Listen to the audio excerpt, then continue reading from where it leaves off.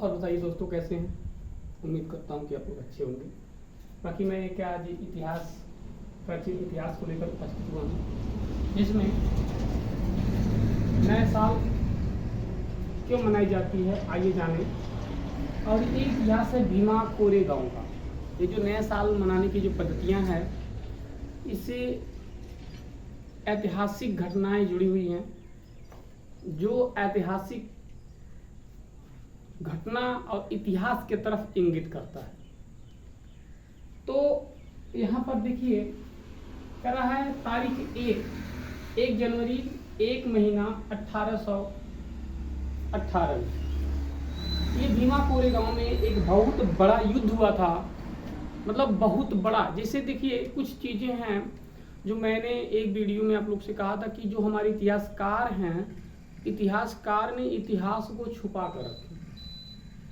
इस चीज को जो मैं आज आप लोग के सामने बताने जा रहा हूँ, इसकी किताब नहीं है, किताब नहीं मिलेगा, ध्यान रखिए।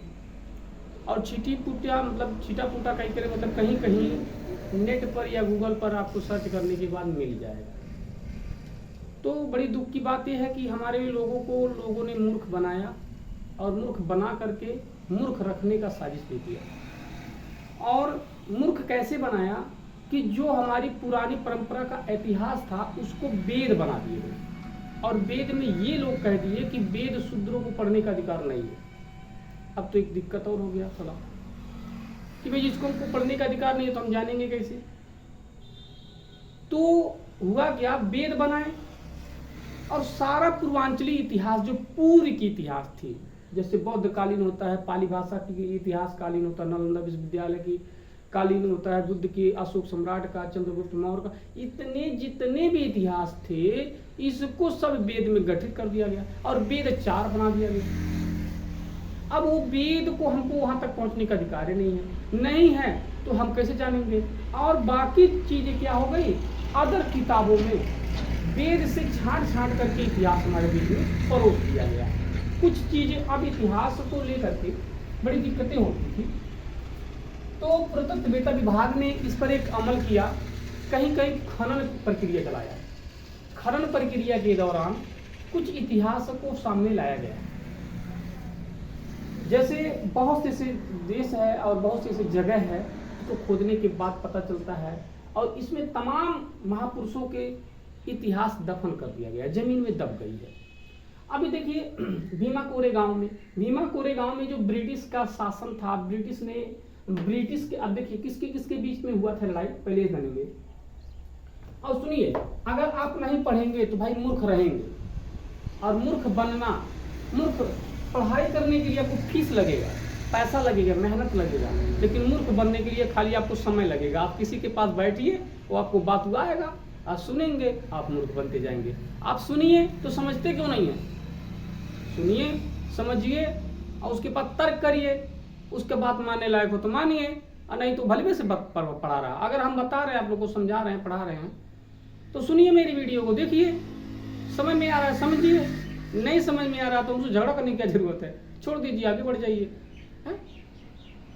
तर्क कीजिए। अगर तर्क संगत हमारी वर्ड बैठता है, हमारे इतिहास समझ में आता है तो आप हमारे वीडियो को लाइक करिए, सब्सक्राइब करिए, शेयर भी कर दीजिए। नहीं आता है तो भैया आपसे हमारा गुजारिश है, कुछ मत करिए, आप बैठिए, आप भाई स्वतंत्र हैं।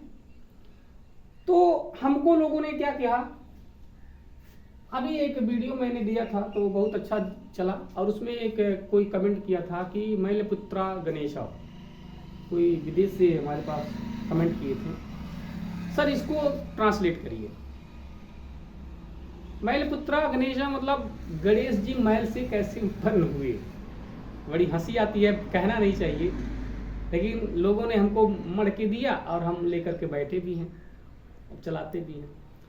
सबसे बड़ी अजीब सी चीज़, एक चीज़ मुझे और समझ नहीं आता है कि 50 किलो का आदमी, यानी 50 किलो, 1.5 किलो, 1.5 कुंटल जो भी होते हैं, लोग बहुत मोटे हो जाते हैं, 1.5 किलो, 50 से 60 किलो के बीच का आदमी और एक छोटे से चूहा पे सवार करवा दिया गया। और इतना ही नहीं, सबसे बड़ी अजूबा क्या हुआ, पहले के चूहे जो होते थे उनको पंख लगी होती थी और तीनों त्रिलोक का घूम के भ्रमण भी कर लेते थे।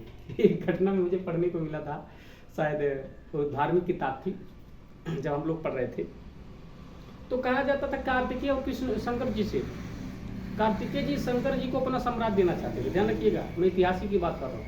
कार्तिकेय जी को शंकर जी अपना इतिहास साम्राज्य को देना चाहते थे, लेकिन लोगों ने मनगढ़ंत तरीकों से क्या कर दिया, उनके साथ छल किया। एक बात नहीं समझ में आता है, उल्टा पलटा पहले लोगों ने बताया व्यवस्था। अब भाई उनको बुरा लगे तो लगे, हम नहीं जानते हैं, लेकिन ये उल्टा पलटा ही व्यवस्था, हमारे हिसाब से व्यवस्था उल्टा है। क्योंकि उड़ने वाला चीज सही समय पे नहीं आया और जमीन पर रेंगने वाला तीनों त्रिलोक को घूम के चलाया, ये तो मुझे हजम नहीं होता है, ये तो मुझे हजम नहीं होता है। बाकी सबको हजम होती है तो भाई उनकी विषय है, ये मुझे हजम नहीं होती। ये तो इसमें गोल मटोल है, मतलब इसमें माल गोल है, मतलब मिलाई जुलाई है, यानी धोखाधड़ी है। कहने का सब धोखाधड़ी है। इतिहास को ना जानने पाए इसीलिए वेद कर दिए हैं। अब दूसरा नंबर देखिए दिक्कत क्या है, अगर आप वेद की बात बताते हैं तो लोग कमेंट करेंगे भैया आप इतिहास पढ़ा ना वेद पढ़ा रहे हैं। साला समझ में नहीं आता पढ़ाया क्या जाए, वेद पढ़ाया जाए क्यों? अब दोनों लोग से दिक्कत होगा कि जब हम वेद को पढ़ाते हैं तो इतिहासवा को पूरा वेदवम रखा गया है, अब वेदवा हमको पढ़ने का अधिकार नहीं है। अब कैसे क्या किया जाए? तो मिला जुला कर कुल आपको अंधविश्वास में ढकेलना ही है। तो वहां पर एक चीज हम पूछना चाहते हैं कि जब 50-55 किलो का आदमी एक चूहे पर बैठ करके अगर दुनिया का सैर कर सकता है तो भैया अपाची काहे खरीद के घूम रहे हो? हा? मत खरीदो, मत घूमो। बहुत घरों में बिल है, बहुत चूहे हैं, बैठाओ पकड़ो काम ले जाओ, खुद उड़ा देगा सारा काठमांडू तक का। तो ऐसी चीजें हैं। तो हम ये नहीं कहते हैं कि ये गलत है, लेकिन सही है, इसका समर्थन भी नहीं करते। हम ये नहीं कहते हैं गलत है, लेकिन सही है, इसका समर्थन भी नहीं करते। तो यहां पर जो चीजें हैं, आज एक चीज और मैं देता हूं। उस भाई का जो कमेंट आया था कि मैल पुत्रा गणेशा, मैं उसको क्लियर करूंगा। देखिए, जब हम भोजन करते हैं, हम एक साइंस के भी टीचर हैं, क्योंकि साइंस भी मैं पढ़ाता हूँ, बायोलॉजी से संबंधित है। और अब कहने का तात्पर्य मैं ये तो कह नहीं सकता हूँ ऑलराउंडर हूँ, लेकिन लगभग करता भी हूँ। लेकिन बेसिक चीज़ को लेकर मैं ऑलराउंडर हूँ। बेसिक में जैसे LKG से लेकर के कक्षा 8 तक के बच्चों के लिए ऑलराउंडर हूँ, लेकिन हाई स्कूल से लेकर के आने वाले कल तक मैं स्पेशलिस्ट इतिहास का हूँ और हिंदी का हूँ, स्पेशलिस्ट और बायोलॉजी। ये तीन चीज़ मेरा फेवरेट है। मैं स्पेशलिस्ट हूँ, मतलब इसको पढ़ाता हूँ, अच्छा मेरा दिल कहता है, इसलिए। बायोलॉजी के हिसाब से जो आदमी खाना खाता है, खाना खाने के उपरांत उसके शरीर में आमाशय में आहार नाल में भोजन जाती है और आमाशय उसकी पाचन शक्ति में कंप्लीट करता है। उसके बाद शरीर एक स्किल से बना हुआ है, त्वचा से बना हुआ है। और मैल मीन्स होता है गंदा पदार्थ। मैल मीन्स गंदा पदार्थ होता है, वो चाहे शरीर के अंदर से निकले चाहे शरीर के ऊपरी भाग से निकले। तो बुद्धिमानों ने क्या कहा कि गणेश जी की उत्पत्ति मैल से हुई। तो हमारे शरीर के जो गुप्त पार्ट है वो मैल यानी कचरा ही पैदा करता है, उसी से पैदा हुए, इसलिए उनको मैल पुत्रा गणेश कहा गया। लेकिन इसको लोगों ने उल्टा बता दिया है, और डिटेली नहीं बताना चाहता हूं मैं, उसको रोकना भी चाहता हूं भाई, सब चीज को ओपन करना भी सही नहीं होता है। तो इसको लोगों ने बताया और लोगों ने और मैल से देखिए, बाहरी मैल जो होती है, मैल जो होती है, ये मैल ऑयल से आदमी पैदा होता नहीं होता है, जानिए ये स्पष्ट साइंस कहता है। मैल ऑयल से आदमी पैदा होता नहीं होता, ये एक मनगढ़ंत कहानी है। और दूसरा नंबर, हत्या हुआ गणेश का, ऐसा कौन सा पिता है, उसका 12 साल का लड़का है, उसको पता नहीं हमारा ये लड़का है। संदेह पैदा होती है कि नहीं होती? अब तो लोग कहेंगे यार आप तो हमारे वेद को, हमारे ग्रंथ को ऐसा ऐसा कह रहे हैं, हमारे भगवान को ऐसा कर रहे हैं। भैया हाथ जोड़ के विनती है आपको, मैं कुछ नहीं आत्मा का ठेस पहुंचाना चाहता हूँ, मेरी इससे कोई भावना नहीं है, लेकिन मैं तर्क करूंगा, ये मेरा अधिकार है, मुझे कानून राइट देता है, मैं तर्क करूंगा। तर्क तो करने के लिए मुझे कानून संविधान हमको अधिकार देता है।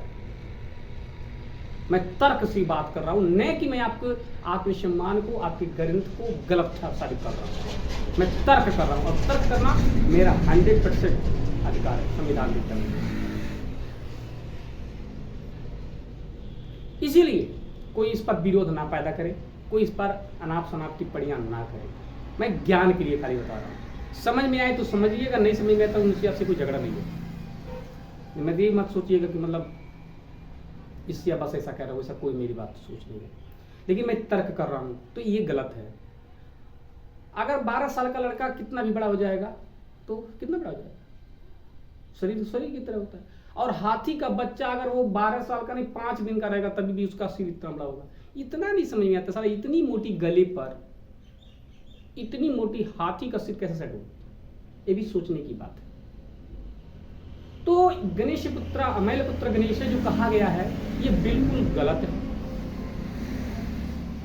ये एक प्रकार से इतिहास में मिलता है कि इंग्लैंड के एलिफेंट बुद्धा से मिलता है इतिहास, कि जो इंग्लैंड में बुद्ध का ही मूर्ति है एलिफेंट बुद्धा, उसी को गणेश पुत्रा के नाम से दिया गया है, उसी इतिहास को मिला है। और जो हमारे भारत की जो कहानी बताई जाती है ये तो ना तो सही है ना तो गलत है, मैं दोनों में समर्थन नहीं करता।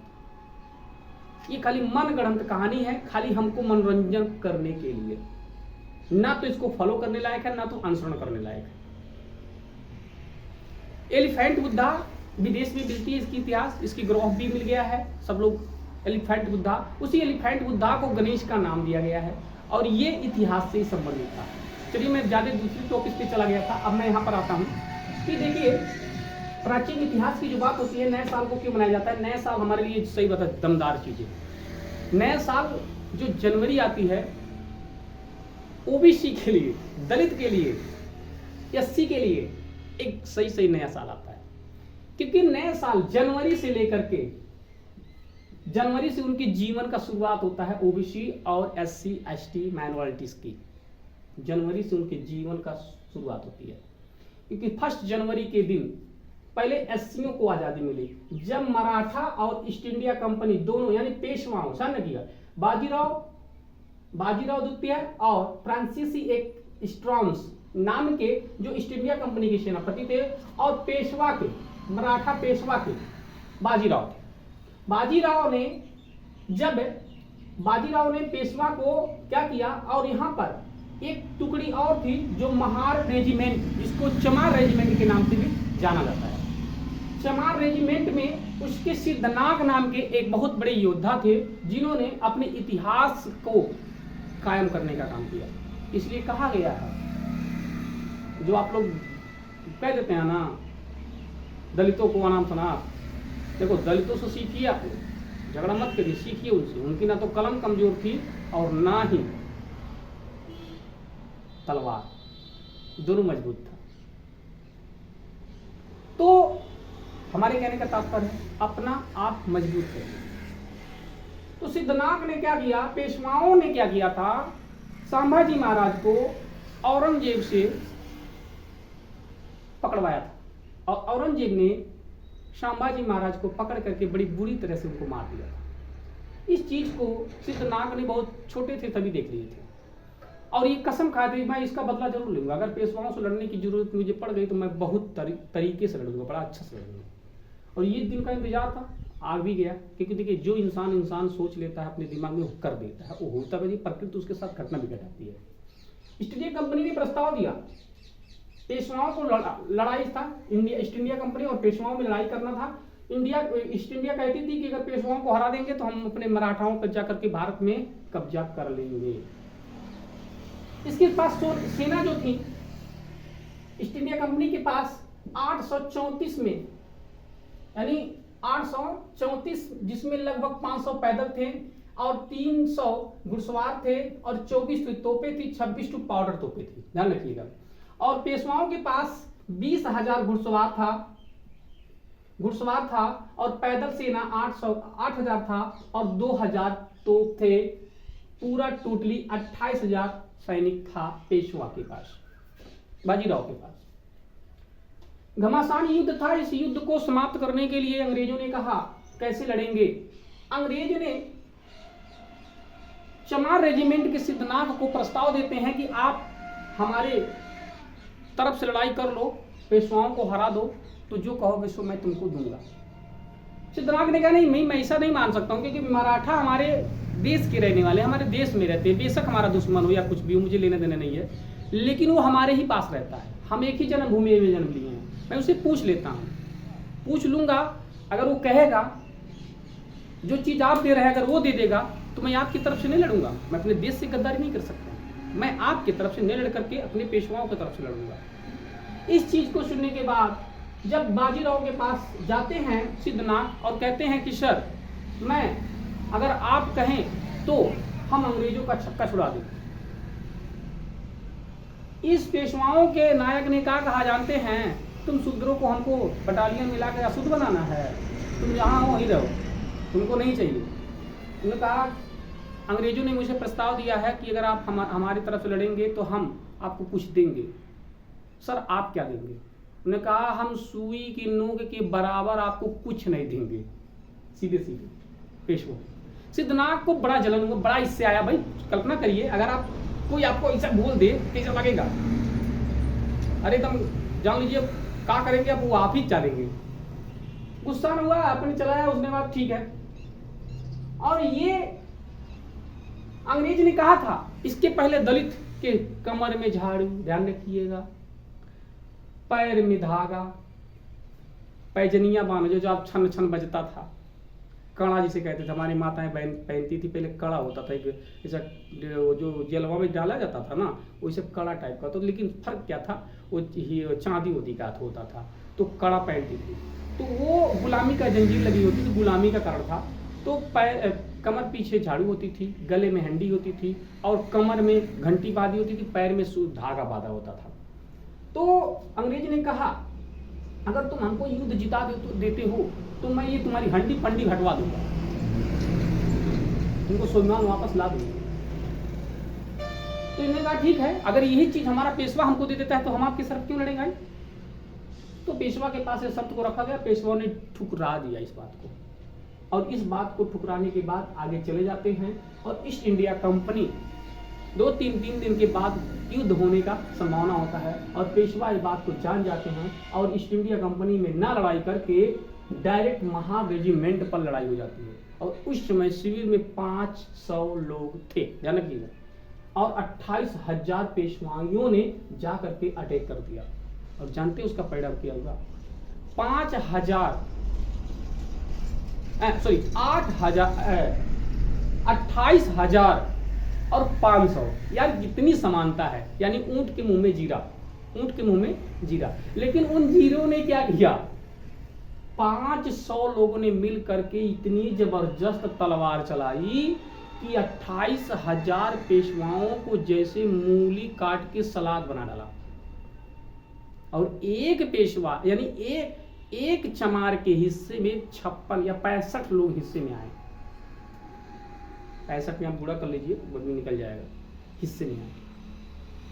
और हम उन्हीं लोगों को चमार कह के गालियां देते हैं, अशब्द कहते हैं, उनके इतिहास को हम पढ़वा नहीं करते, इससे बस जलते हैं।